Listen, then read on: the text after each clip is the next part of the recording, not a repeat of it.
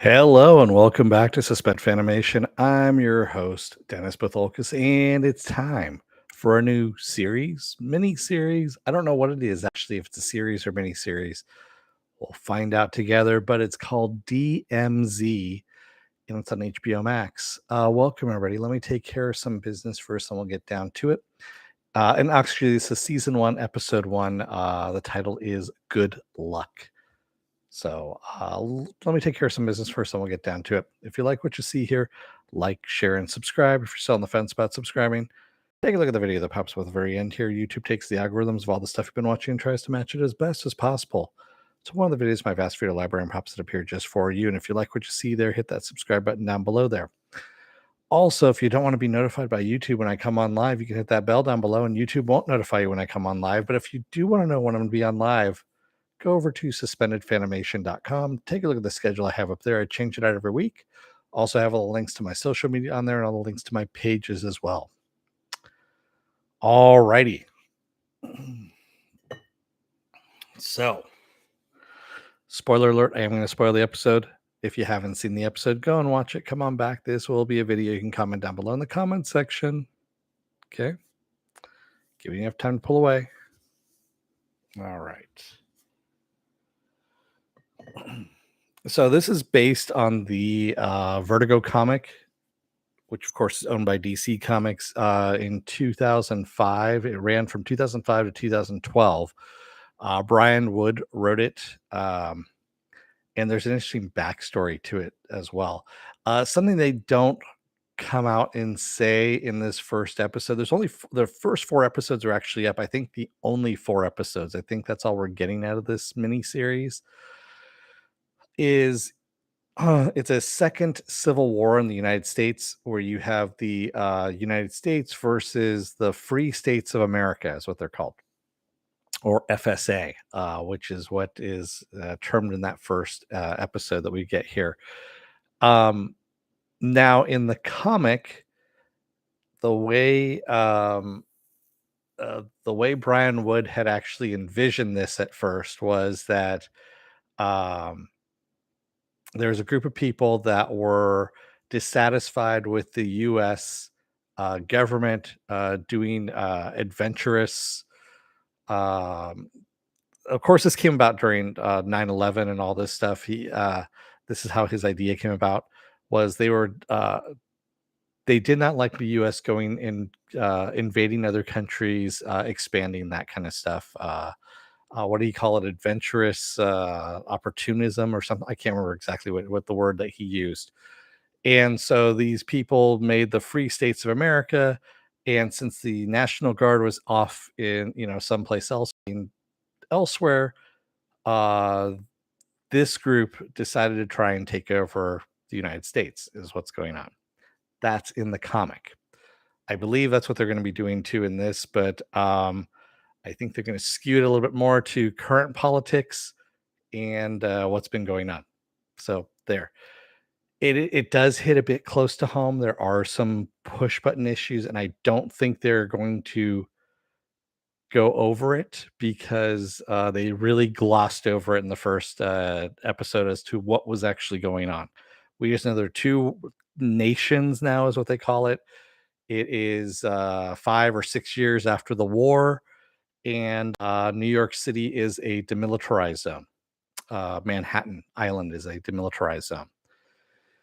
And our main character, Alma, who is played by Rosario Dawson, is a doctor. She actually had escaped from New York, and was in Brooklyn.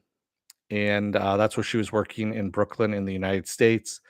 And she lost her son. She got separated from her son, Christian, in the evacuation. And we see flashbacks of that in this first one.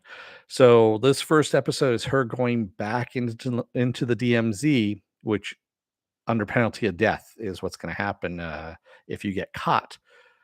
And she's going to go and look for her son again 6 years after they've been separated, because it's the first time she's able to get her way back in. And so she, of course, enlists the aid of a coyote, I guess you could call her that, who sneaks her in, and she warns her that the people are feral. Everyone's out for themselves, all this kind of stuff. And she actually doesn't experience that when she goes in. She goes back to her old clinic, finds someone else working there right now. And there's a whole bunch of sick people and stuff like that. And she helps out in exchange for taking a look to see if she can find her son on the list of patient lists, which she does find. So she also finds out that one of her old orderlies that she used to work with now runs Chinatown and a good chunk of the city, and so she goes to see Wilson as well, played by the great Hoon Lee. If you don't know who Hoon Lee is, I highly recommend that you watch Banshee and then also Warrior, because those are the two best things that he's done, quite honestly.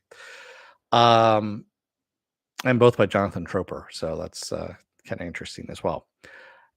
So as she is looking for her son, we're also seeing that there are gangs throughout the city that are kind of getting together. Think of warriors in a way. They're getting together in Central Park to decide on a governor of New York because, as Benjamin Bratt's character Parko has said, who he's up for governor. The outside world has abandoned them. So what they're going to do is they're going to create their own government. They're going to band together and show the outside world that the outside world is pretty much fucked. Is what's going on. And of course, he wants all the gangs to back him at this point, and he uses his muscle by the name of Skell to back this up. Yeah. So oh, and by the way, so these guys also have this gang has a hit list, spray painted on a wall, and if your name's up on the wall, you're dead essentially. And when they find you and kill you, they mark your name off the wall, of course, with spray paint. Um, so Alma only has 24 hours in order to find, where her son is at before she has to go back across the zone. So she makes it with, by the skin of her teeth. This is, of course, after the doctor who helped her, Rose, who's actually a nurse, ends up getting shot. Helps her out a bit. And then Rose ends up getting killed because she happens to be in the same room as a patient who, of course, is part of Parko's gang and was on the list. And Rose had a gun on her to protect herself. That's what she slept with and got shot for her troubles.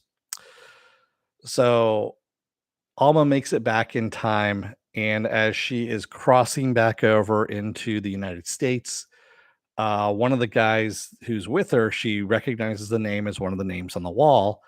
And he mentions that Skell is Parko's son, and Parko is her ex-husband who was in prison at the time of this whole thing going down, and she thought he was dead, but of course he's not. And now she knows that Skell is actually Christian, her son, and she turns around, decides to go back, just as the United States government uh, soldiers, I guess you could say, excuse me, end up opening fire on the guys that are crossing over to the border, killing everybody except for Alma, who makes it back across the line and is done. And by the way, there's a red painted line inside the subway that basically, if any bullets even pass that line, it's an act of war.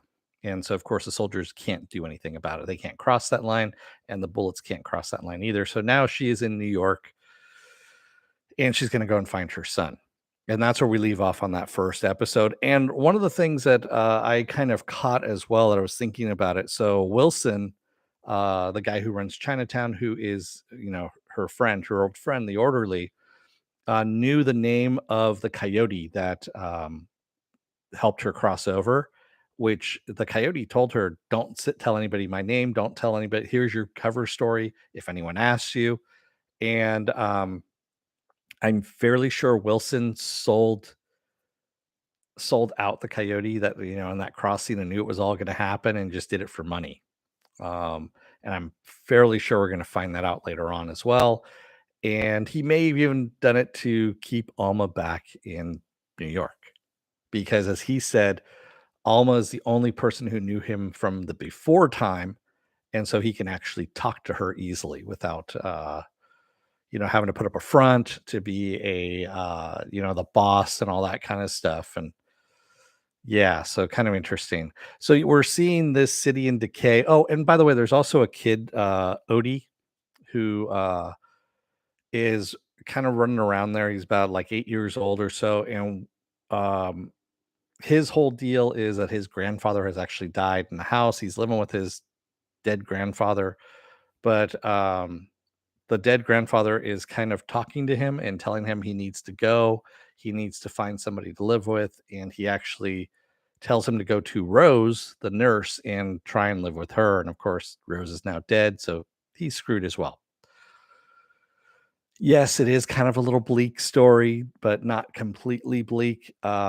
It's a good story. So the original comic, by the way, actually covered a reporter that goes into the DMZ 6 years after the ceasefire happens, of course, and it's a demilitarized zone and is covering a lot of different stories that are happening within New York City.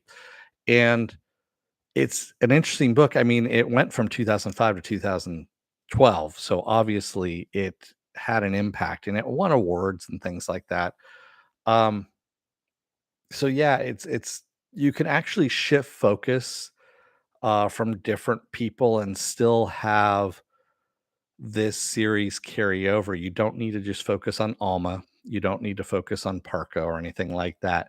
You can actually, once their story is done, which again, I haven't seen the other 3 episodes as of yet, you can move on to somebody else within that whole DMZ. You could bring in you could bring in a reporter like they did with the original comic, things of that nature. Raymond says, so your Wilson hunch is not based on your reading of the comics. No, I actually never read the comics, Raymond. So I know of the comics. I know they're good. I was recommended them, but my pull list at that time was way too fucking big. I just couldn't add another thing to it.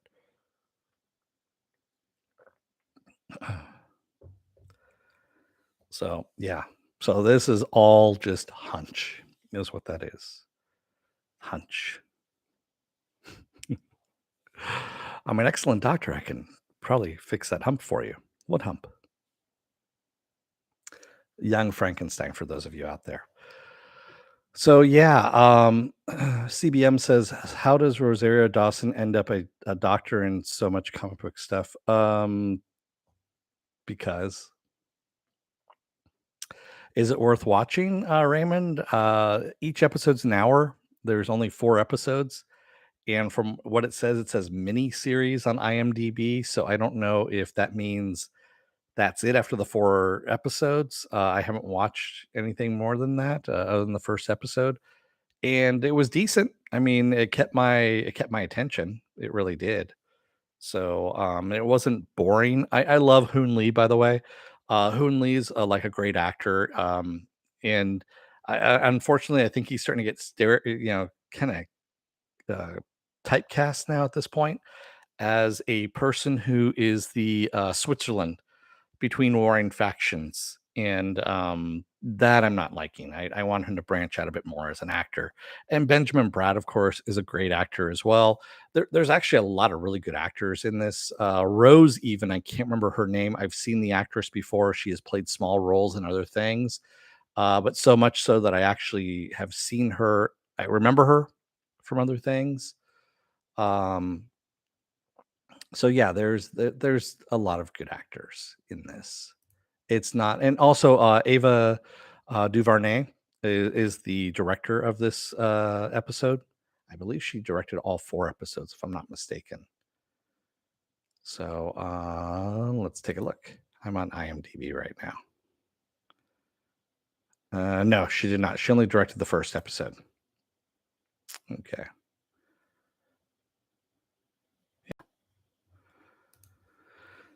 But much, much better than Naomi, which she directed the first episodes. Raymond says opinions on acting and set pieces. Uh, the set pieces were interesting. I mean, it's not like,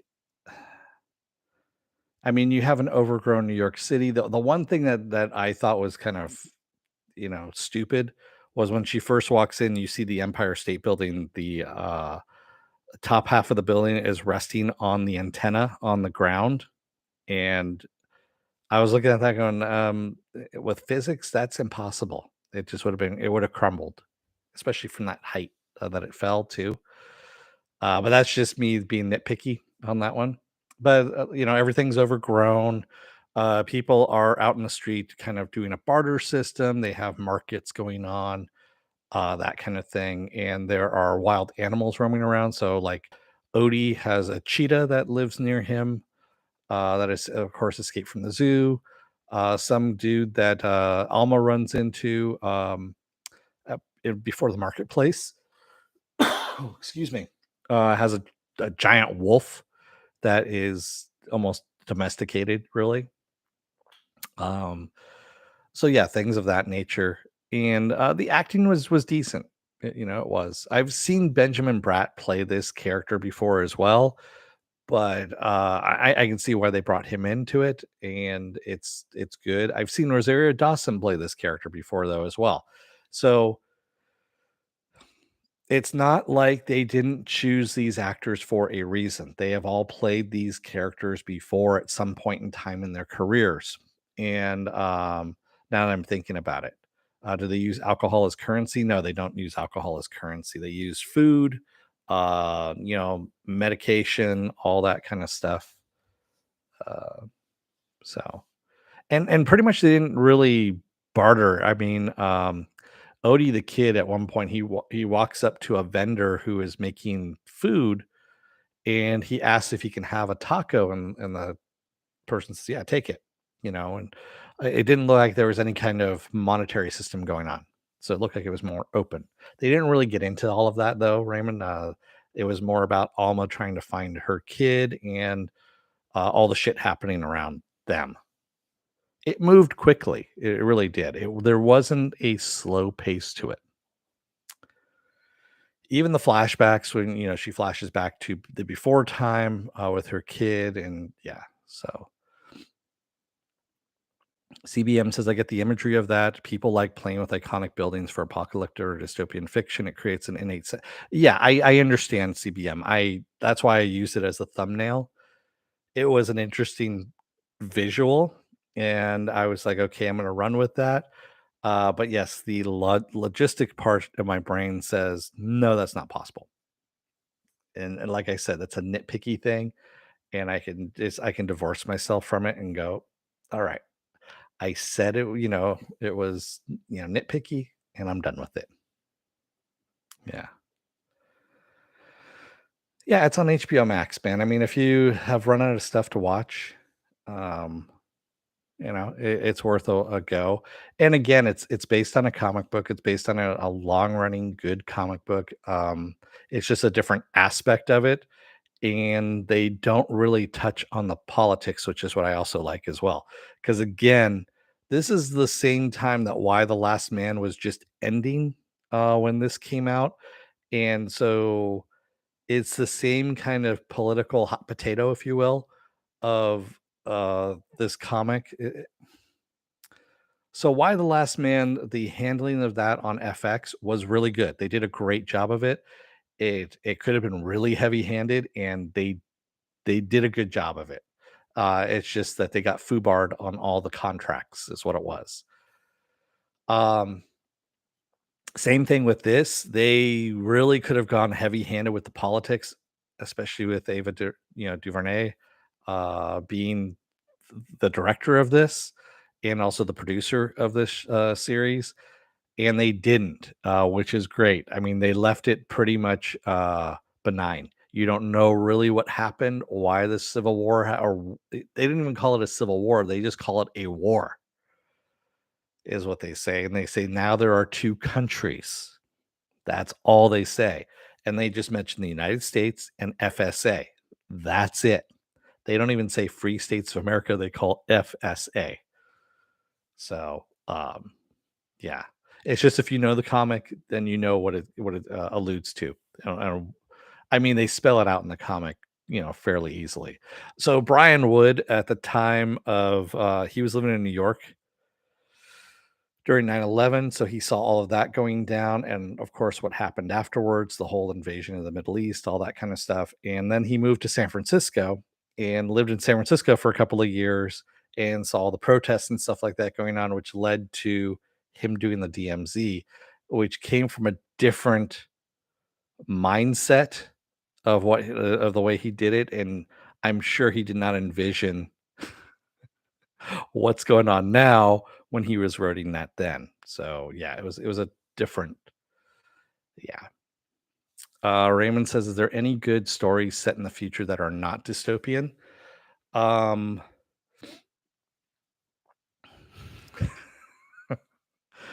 Star Trek.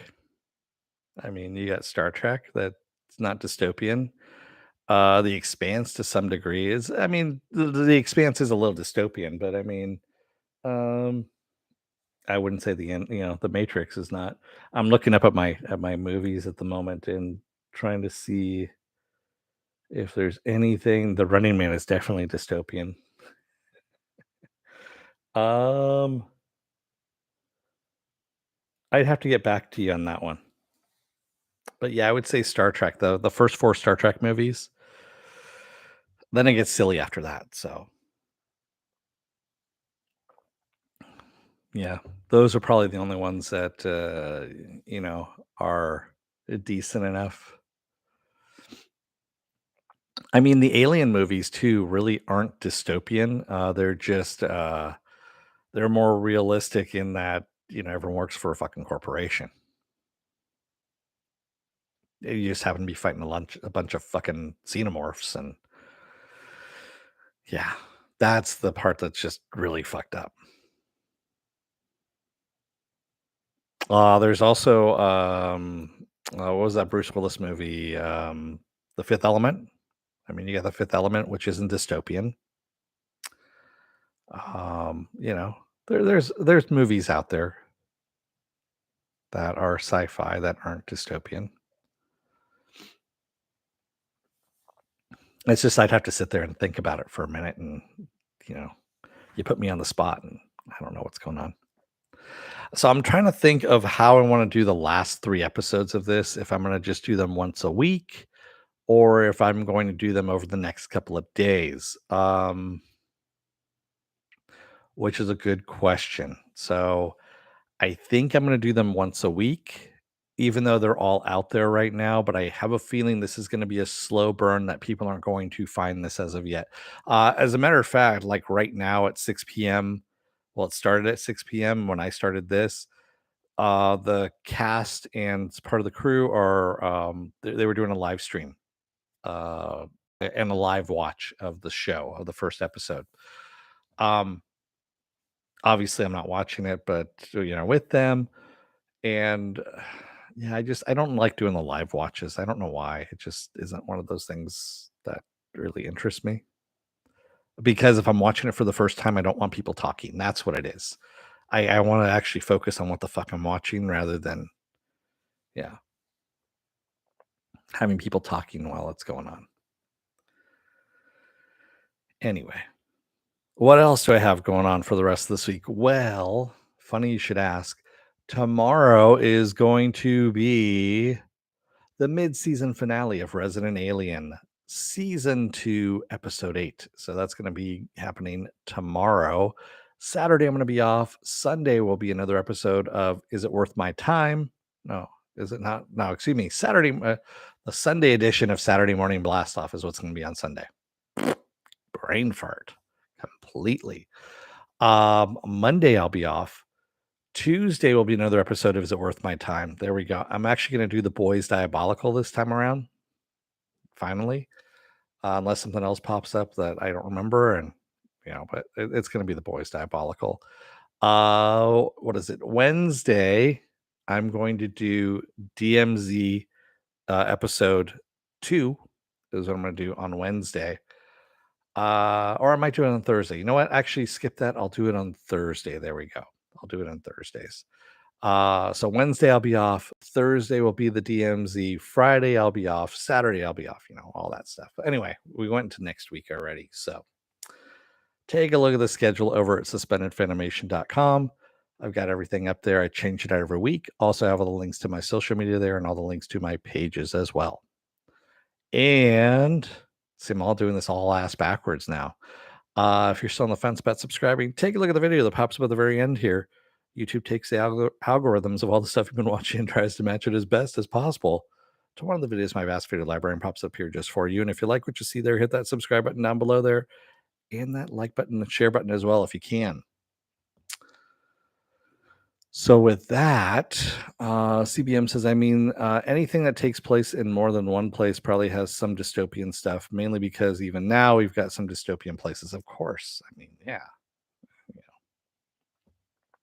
So thank you to everybody who joined me tonight in the chat, and thank you if you made it this far in the video. I will see you again on tomorrow. It's been a long day at work. It's been a long week at work. Thank you, everybody. I will see you again tomorrow. Until then, don't let the door hit your ass on the way out. Otherwise, you may end up having to stay in the DMZ because fuck it, you forgot that well, you made it across before the guy shot at you, so you were lucky. Thanks, everybody. I will see you again tomorrow. Until then, stay safe, be well, take care, wear those, well, get those vaccine shots, get those boosters, and let's get the flu shot while you're at it. And I will see you again tomorrow. Thanks, everybody. Have a good rest of your night. I'm going to go get some sleep, and I'll see you tomorrow. Thanks, everyone. Have a good one.